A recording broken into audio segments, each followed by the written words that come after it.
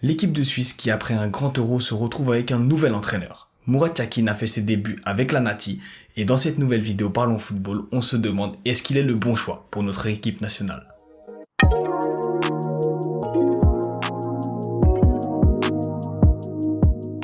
Salut à tous la famille, j'espère que vous allez bien, c'est votre Galoza, très heureux de vous accueillir aujourd'hui pour cette nouvelle vidéo Parlons Football où on va parler de Murat Yakin.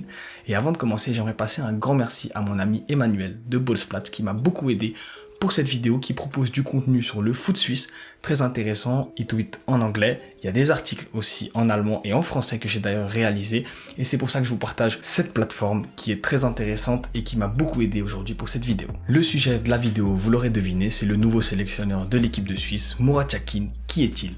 Alors l'homme, c'est un ancien joueur de l'équipe de Suisse, les plus jeunes d'entre vous ne le connaîtront pas forcément, moi j'ai des vagues souvenirs, plus d'Akan, mais également de Murat. C'est quand même 49 sélections avec l'équipe de Suisse, donc c'est un grand joueur suisse qui a effectué la plupart de sa carrière à Getse et à Bâle.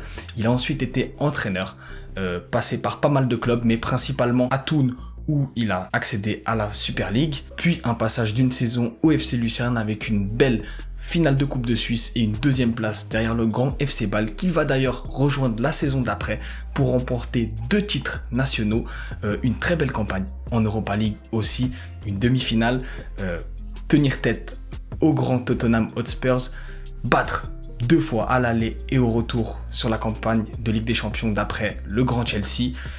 Il va, comme je l'ai dit, avoir son 2e titre avec le FC Bâle. Il va malheureusement rompre son contrat à l'amiable après des tensions, on va revenir sur ça.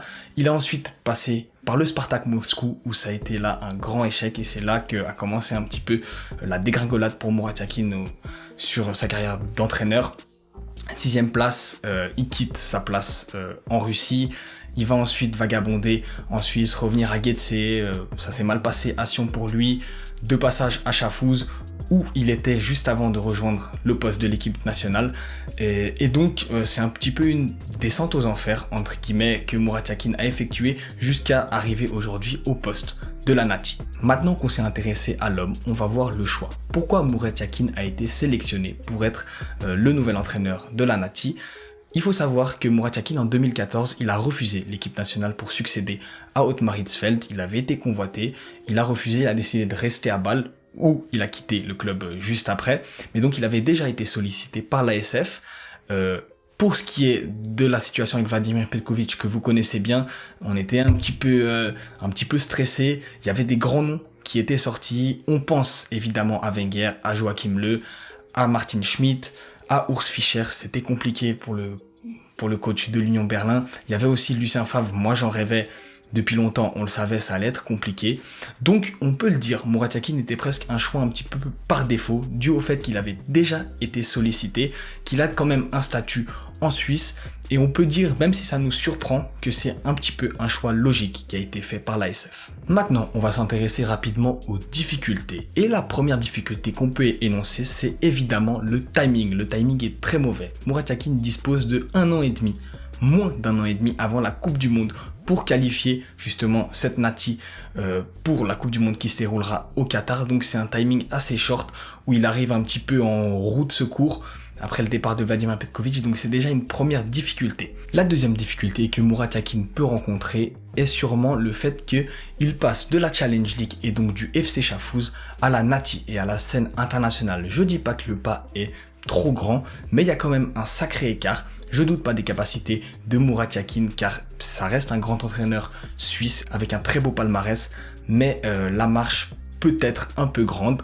Il y a ensuite le fait qu'il a un grand caractère, il a un fort caractère, il a eu des conflits, notamment au sein du vestiaire du FC Bâle, il a eu des conflits avec Alex Frey qu'il a écarté aussi, il l'admet lui-même en public, que c'est quelqu'un d'assez égocentrique, il admet ses défauts.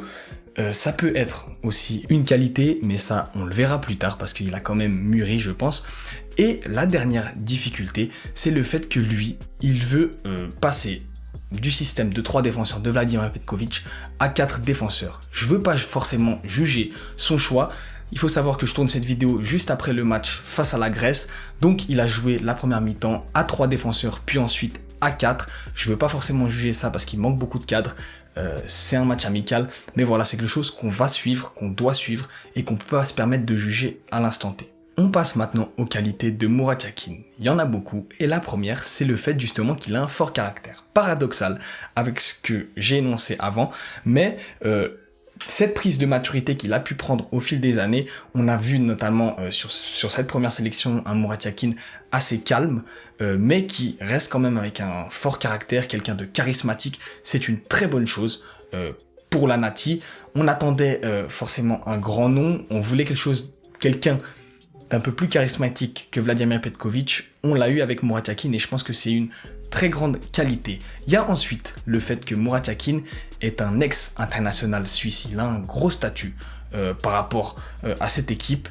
Il est aussi fils d'immigrés, tout comme Vladimir Petkovic, mais encore plus que son prédécesseur parce qu'il a vraiment porté le maillot de la Nati. Donc il est fils d'immigrés, naturalisé, mais suisse comme vous et moi. Et c'est quelque chose, comme pas mal de joueurs de cette équipe nationale actuelle, c'est un point de similitude et je pense que ça peut être aussi une force. Il y a aussi la très bonne entente qu'il a avec notamment pas mal de cadres de cette équipe nationale. On pense à Yann Sommer, on pense à Fabian Cher, à Brel Mbolo, à Xherdan Shaqiri, qui sont des joueurs avec lesquels il avait de très bonnes relations. Je pense notamment à Granit Xhaka quand il était entraîneur au FC Bâle, et c'est des joueurs qui sont à l'heure actuelle des cadres de cette équipe et c'est quelque chose qui va beaucoup jouer en sa faveur.